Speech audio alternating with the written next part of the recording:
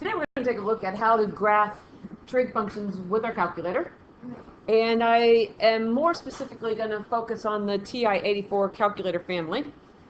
And the first thing that we need to look at on the calculator, and it's probably already there, is to make sure that your calculator is in radians. So if we go to our calculator screen and we go to the mode function, you'll see down here that I have radian highlighted on the screen. And if you don't have radians highlighted on the screen, you want to arrow down to radians, and then you want to hit enter, and then it should be highlighted on that screen. But more than likely, it is the default value, so it's probably already there for you. The other thing is that on the TI-84, you do have the zoom trig button. I don't tend to use that button, but if you just need a real quick generic value, what happens is it says that it's from -2 pi to positive 2 pi, but it depends on the calculator. I have seen some different values when it types it in, and it will give you decimal values when you type that in. We'll type it in terms of pi, and we'll see this more here as we go through with it. The next bit of information is for people who have the Inspires.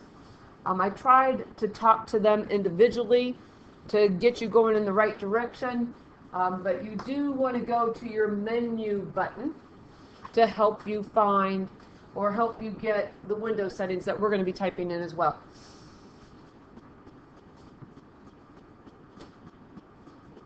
So here's some steps that we're going to follow when we're graphing a trig function with our graphing calculator. First things first, and it doesn't matter if we're graphing it by hand or if we're graphing it with calculator, we want to determine the period. And we're still going to do that by 2 pi divided by the coefficient of x. Then we're going to set the window, and I do kind of go out of order on this, but we'll get a pattern going here.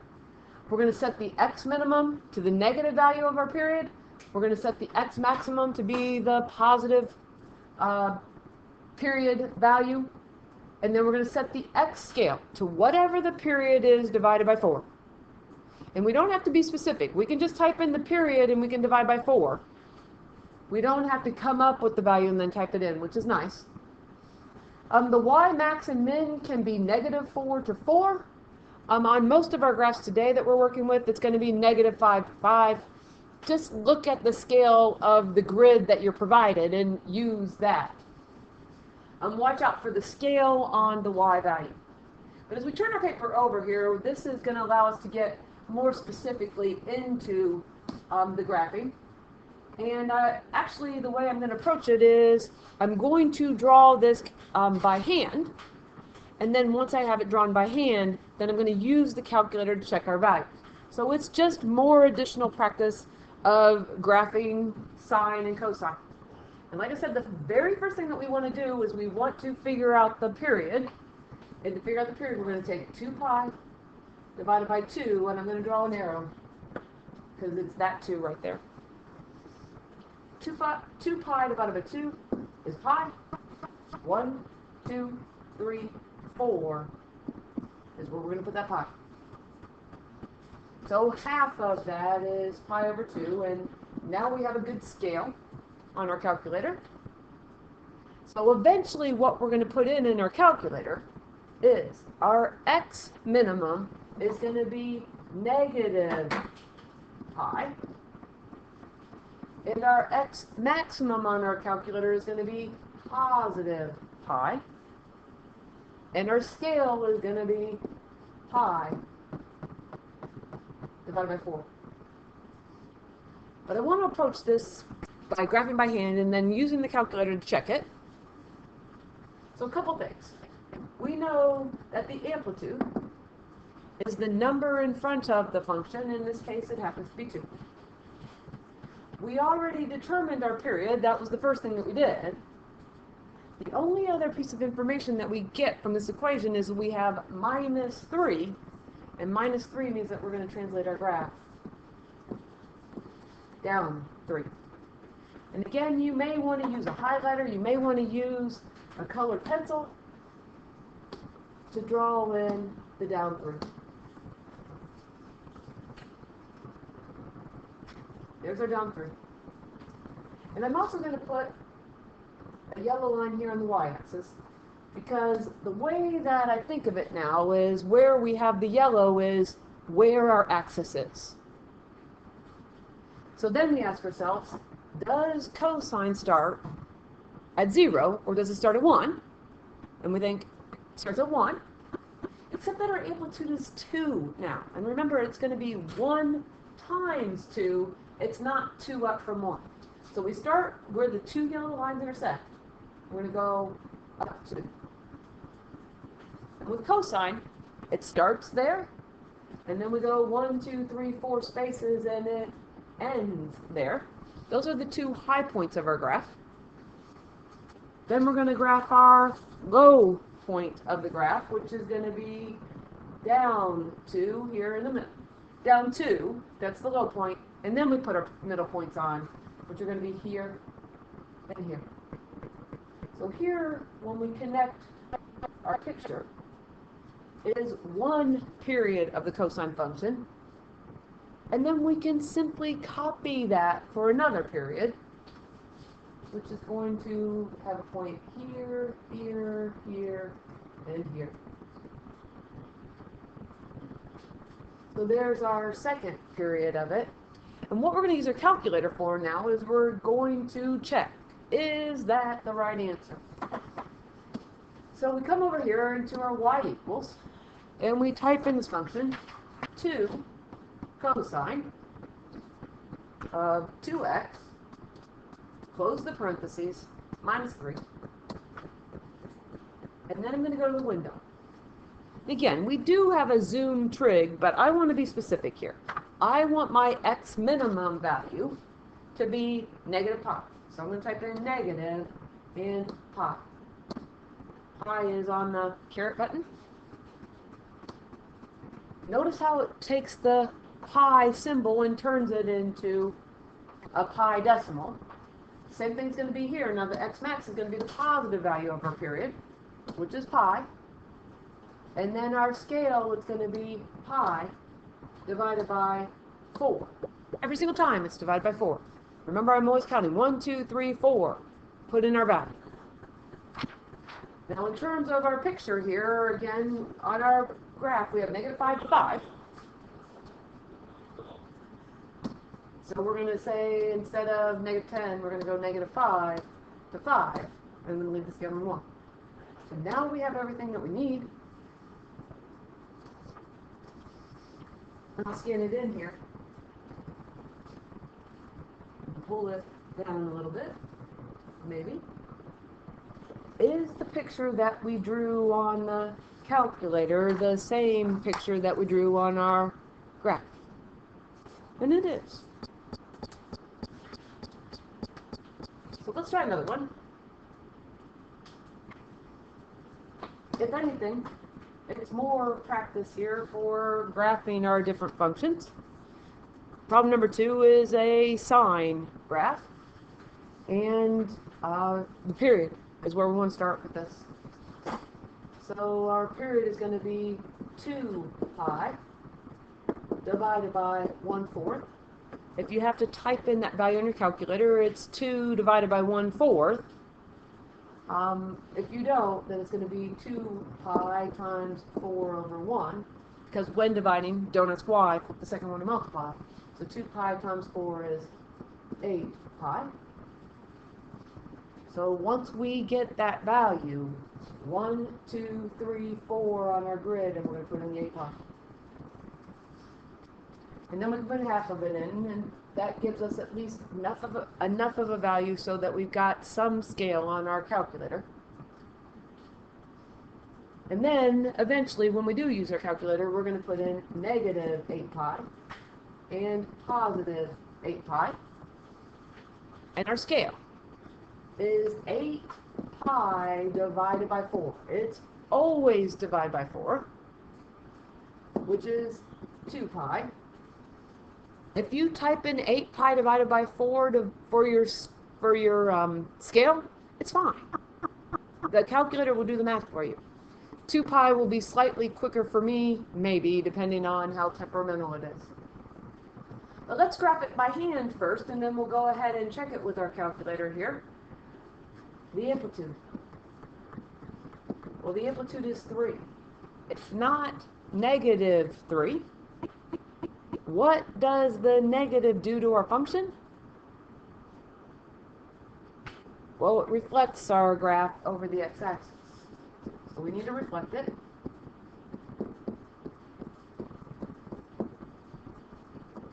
We already have the period. Did we move our graph up or down? Nope. We have everything we need now to graph. So does sine start at 0 or does sine start at 1?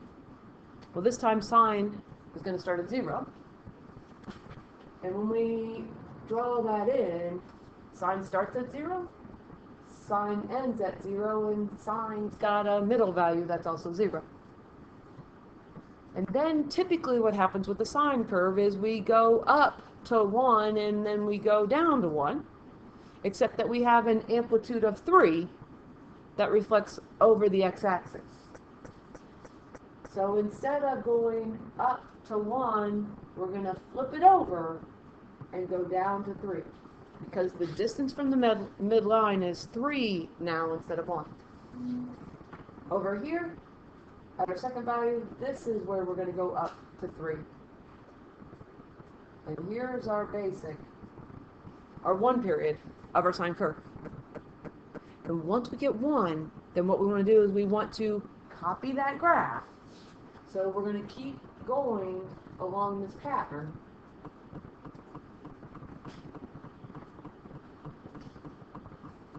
And for a couple of you, you just need to see if you do a little something wrong and you look at it on the calculator and go, oh, I know exactly what I did wrong. So here's a picture. So let's type it into our calculator now. We're going to go back to y equals. We're going to clear that out. And we're going to type in negative 3 sine of 1 divided by 4 x, close the parentheses. We need to change our window, because this time what we said for our window is it's negative 8 pi to positive 8 pi.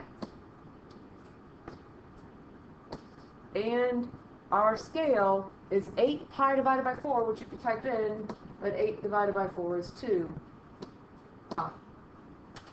We still have our negative 5 pi. We hit graph, and here's our picture. And is that the same picture that we've got there in green that we drew by hand? And sure enough, it is. Like I said, there's little things that you might make mistakes with. If you take the moment or two to check it on your calculator, you go, oh, I know exactly what I did wrong. I can fix that, erase and fix. And you probably have the hang of it by now. But let's take a look at another one. And this one actually is the most interesting of the examples, because this one has a reflection over the y-axis. And personally, this is the one where I look at and I go, oh, I know exactly what I did wrong. So I'm close on my picture, but I just needed a little bit extra. But as we always start on this, we need to find the period. And it's going to be 2 pi divided by pi over 2. Not negative pi over 2. It's just pi over 2, because that negative this time, which is inside the function, reflects over the y-axis. So 2 pi divided by pi over 2 is 2 pi times 2 over pi. When we divide, don't ask why, flip the second one and multiply. So we end up with 4 pi divided by pi. And those pi's cancel out and we get 4. So a little bit easier increments to type in on our calculator. And when we're going to put in our x minimum and our maximum, it's going to be negative 4 to positive 4. And I'm going to leave the scale as 1 because it's 1, 2, 3, 4. And we would take 4 divided by 4. It's always divided by 4, is where that value of 1 came from. So 1, 2, 3, 4. So half of 4 is 2. And let's look what other information. We already wrote down the fact that we're going to reflect over the y-axis. We have an amplitude of 2. And we know what our period is. Haven't been focusing on the domain and the range, but we need to remember that the domain for all of our functions is going to be all real numbers. When we go over here to graph this, sine, again, we just did a sine example. Sine, it starts at 0, and it ends at 0, and it's got a 0 in the middle. And the thing is, I know that I just put those 3 down. The thing is, we need to remember that this graph is going to be reflected over the y-axis. So if you're writing in pen, wait a moment or two before you copy down the rest.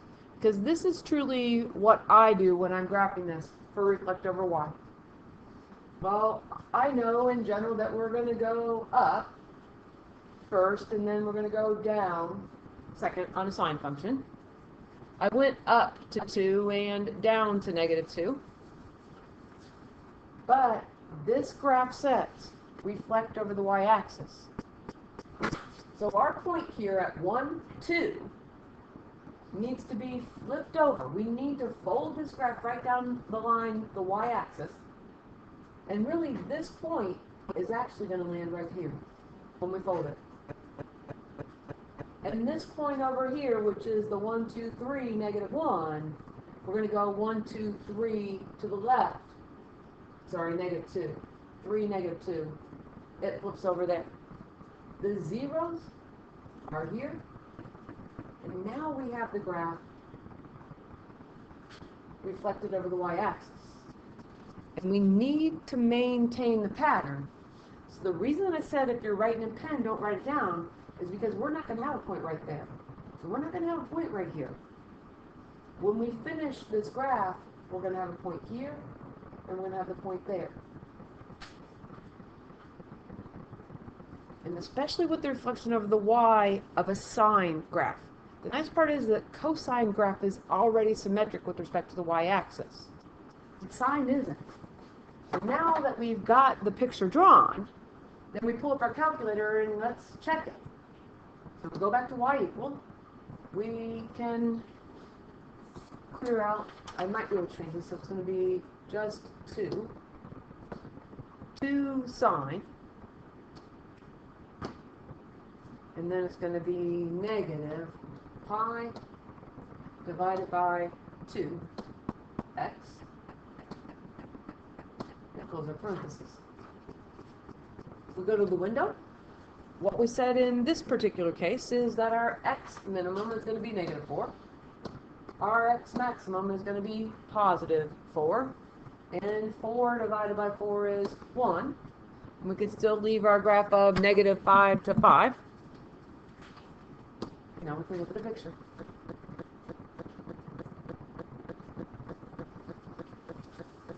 And hopefully, this, if nothing else, will help correct any mistakes that you might make on a test or a quiz in the future now. Finally, to finish, want to do one more. We've done 2 sines. We've only done 1 cosine, so let's finish with the cosine. And on our cosine, first thing that we want to do is we want to find the period. And our period is going to be 2 pi divided by pi. The coefficient on the x inside the function determines our value. 2 pi divided by pi is 2. So we count 1, 2, 3, 4. There's 2. Half of that is 1. Now we have our grid label, and we can fill in some other information.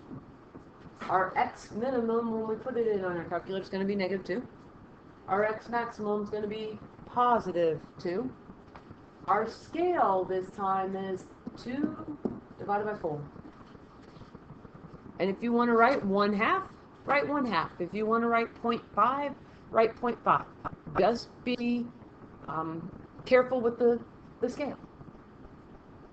As we take a look at some of the other information in this picture, we have a negative in front of the function, which means that we're going to reflect our graph over the x-axis.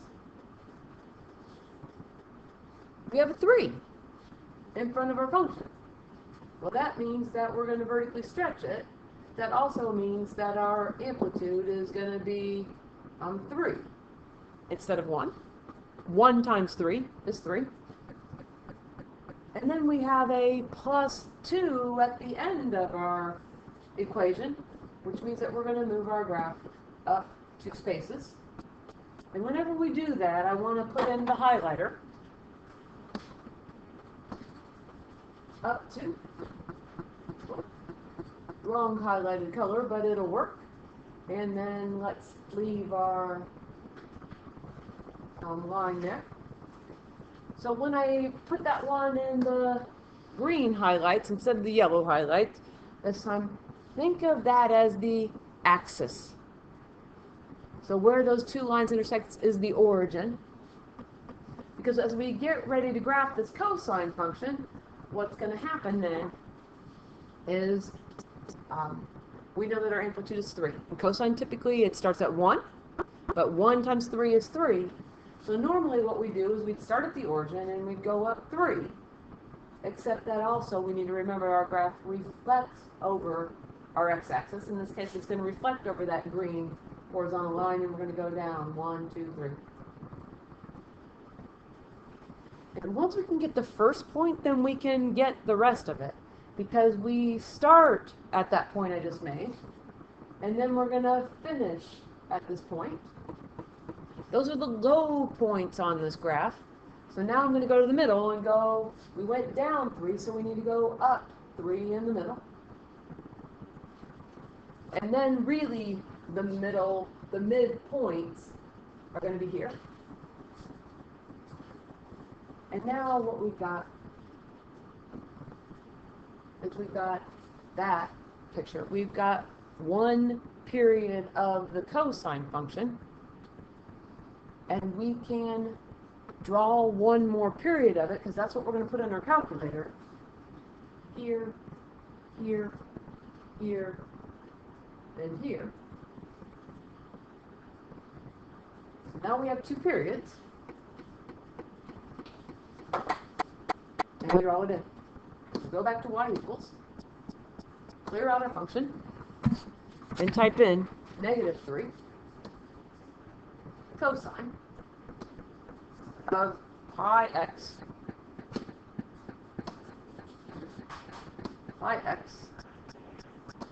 plus 2. We want to change our window.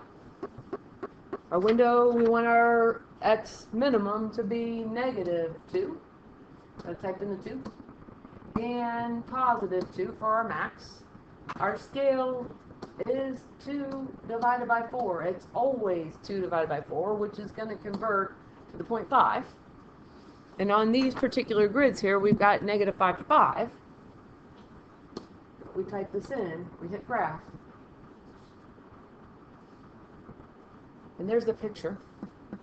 One thing I might point out is sometimes what I like to do is I like to type in y equals 2. Because we said we went up 2. So there's my green highlighted line in red here. But is this the same picture as that? And I think that we can agree that it is. If you notice, this went down to -1 in our graphing calculator, and we went down to -1 in our picture.